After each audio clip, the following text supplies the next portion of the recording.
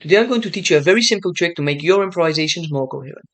But before getting into it, there's something we must address. What do I mean by a coherent improvisation? Or in other words, what makes an improvisation coherent? The answer is actually fairly simple. It's just order and repetition. We want a common thread all along our music, whether we're improvising or composing.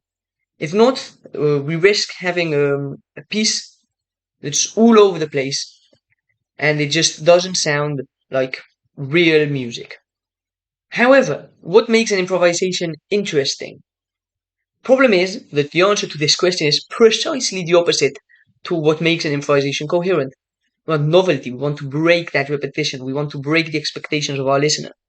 However, here's the interesting part. In order to break the expectations of your listener, you need your listener to have expectations. Music is another form of art, so we can just analyze this painting to get an idea of what I want to say. If you notice, there are many different elements in the painting. However, there is something in common. The style. Here, to be more precise, you have the swirls. We are going to apply a very similar idea to our music. We're going to find the swirls, to say, of our music. And to do this, I can think of two solutions. First of them is just to use standards.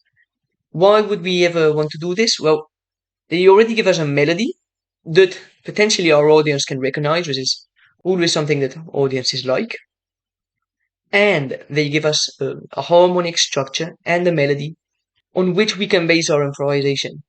That will be the common thread along our improvisation. Even if we detour away from this melody, we'll still have something coherent.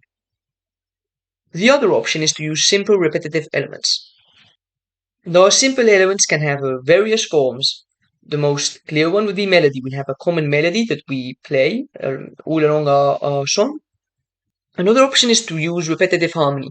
A very good example of this would be chord progressions. However, for more advanced players, I wouldn't really recommend this strategy. The reason being that it's inside the harmony that one can find the emotions of the music, primarily, in my opinion.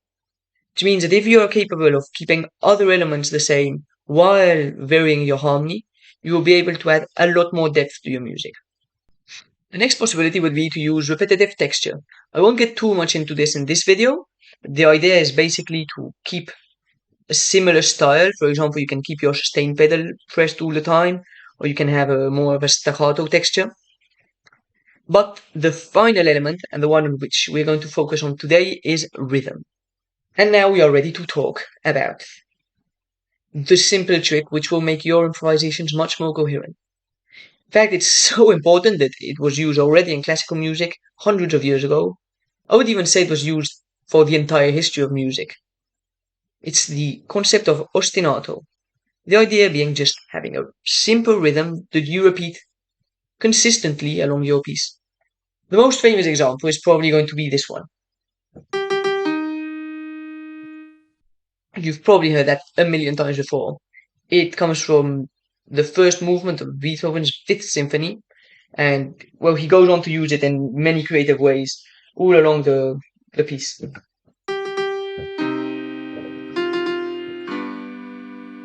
Probably know that already. We can use our own ostinatos. So I've prepared here two different examples. My idea being that our improvisation is going to have two phrases, two ideas, two sections. The first of which is going to be based around the first ostinato, which is the following, which you probably know already. And the second one is going to be, I'm going to show you how I would use this, and I hope you enjoy.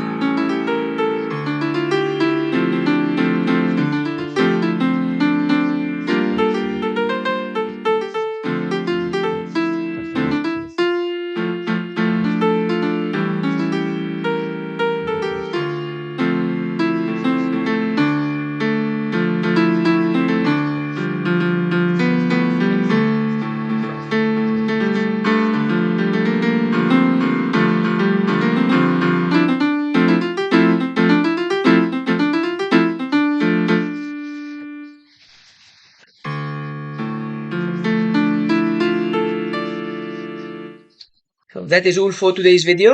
The main takeaway here will be I recommend as an exercise. You can create your own ostinatos. You can have them. You can even write them down on paper and just look at them while you're improvising to make sure that there is this common element, which is so important in order to make your improvisations coherent.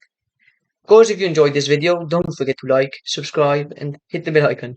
See you next time.